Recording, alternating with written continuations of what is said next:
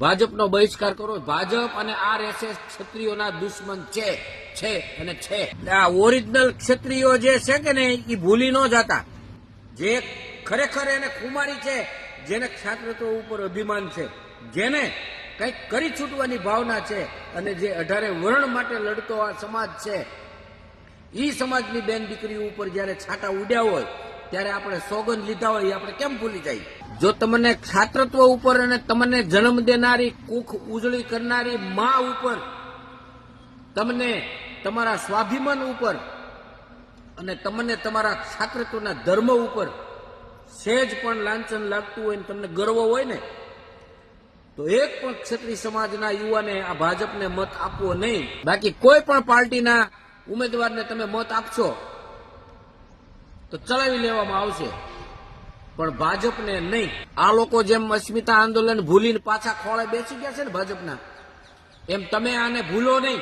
એટલે આ બતાવી દેજો ક્ષત્રિયો શું છે. ભલે ગમે તેવી પરિસ્થિતિ હોય, પણ આજે તમે વિચાર કરો, કોઈ ઘરની બહાર પાણીનું માટલું નથી મૂકી શકતા ત્યારે આપણે સર્વસ્વ સોંપી દીધું છે આપણા પૂર્વજોએ.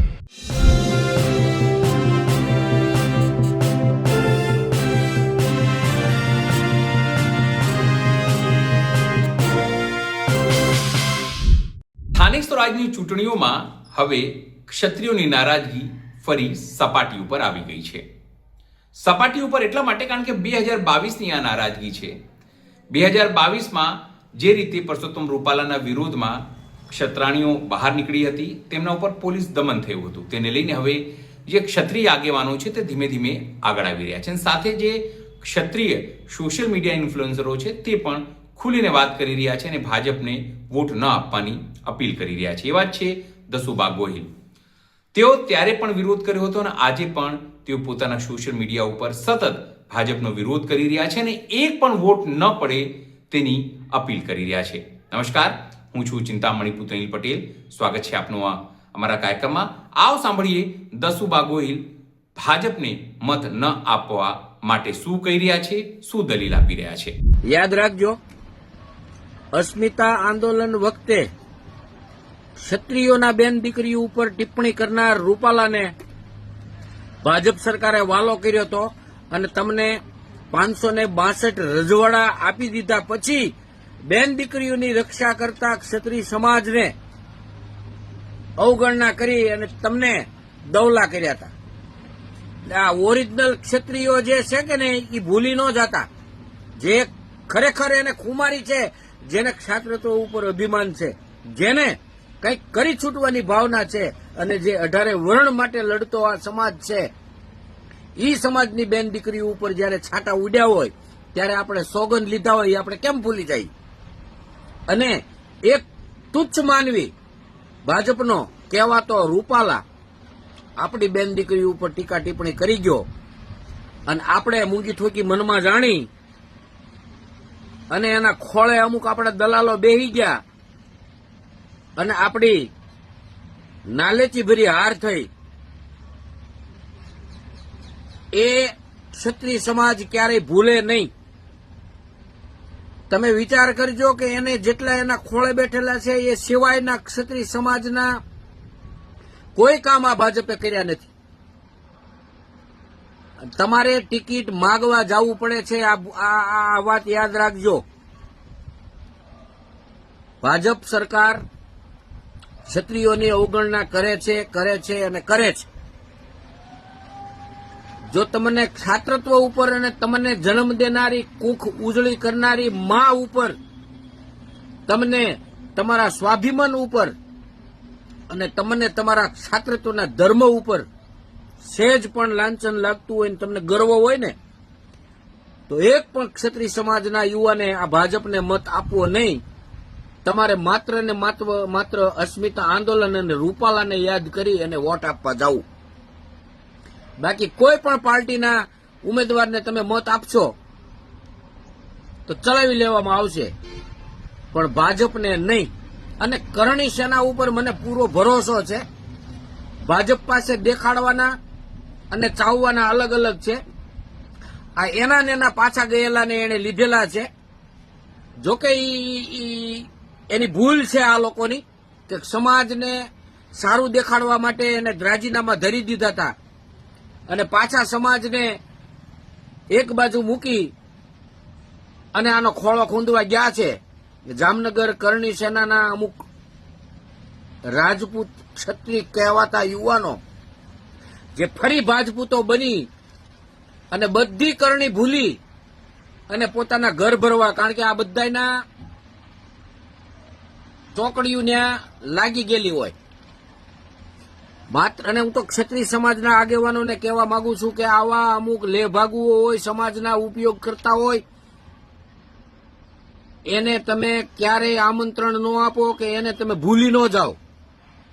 આ લોકો જેમ અસ્મિતા આંદોલન ભૂલીને પાછા ખોળે બેસી ગયા છે ને ભાજપના, એમ તમે આને ભૂલો નહીં અને ક્યારેય આવાને આમંત્રણ ન આપો. કોઈ પણ આપણા સામાજિક કાર્યક્રમની અંદર આ લોકોને આગવું સ્થાન આપવું નહીં. બેવું હોય તો આવવું હોય તો ભલે આવીને છેલ્લે બે, તો જ આને ખબર પડશે. અને આ લોકો કદાચ તમને 5, 25 કે 50 આપતા હોય ને તો એ 2 નંબરના છે. અને 2 નંબરના પૈસા સમાજના સંગઠનોમાં લઈને તમે કોઈ બેન દીકરીઓના કામ કરશો ને તો એ હરામના પૈસા એ બેન દીકરીને નહીં ઉગે. એટલે આવાની પાસે એવી અપેક્ષા ન રાખવી. ઈમાનદારીથી તમને 5 રૂપિયા તમને ફંડ આપશે ને તો એ ફંડ તમારું સમાજના કોઈ પણ ગરીબ પરિવારને લેખે જશે. એટલે આવા પાસે આવી કોઈ અપેક્ષા કે આશા ન રાખો. અને ક્ષત્રિય સમાજના યુવાનો અને માતાઓ બહેનોને મારી ખાસ વિનંતી છે કે મત દેવા જાઓ ત્યારે બીજું કાંઈ ન યાદ રાખતા, માત્ર રૂપાલાને યાદ રાખી અને મત દેવા જાજો. ભૂલી ન જાતા. આ ખરાખરીના ખેલ જયારે ચૂંટણી આવે ને ત્યારે જ આપણા હથિયાર રૂપી આપણા હાથમાં આવે છે. એટલે આ બતાવી દેજો ક્ષત્રિયો શું છે. ભલે ગમે તેવી પરિસ્થિતિ હોય, પણ આજે તમે વિચાર કરો, કોઈ ઘરની બહાર પાણીનું માટલું નથી મૂકી શકતા ત્યારે આપણે સર્વસ્વ સોંપી દીધું છે આપણા પૂર્વજોએ. અને એ પૂર્વજોના બેન દીકરીઓ, રાજા રજવાડાની બેન દીકરીઓ, 18 વર્ણની બેન દીકરીઓએ સાથે 1600 રાણીઓ, પટરાણીઓ હતી, રાણી હતી અને એની સાથે જે રયતની દાસીઓ હતી એને તમને કહું જોહર કર્યા હતા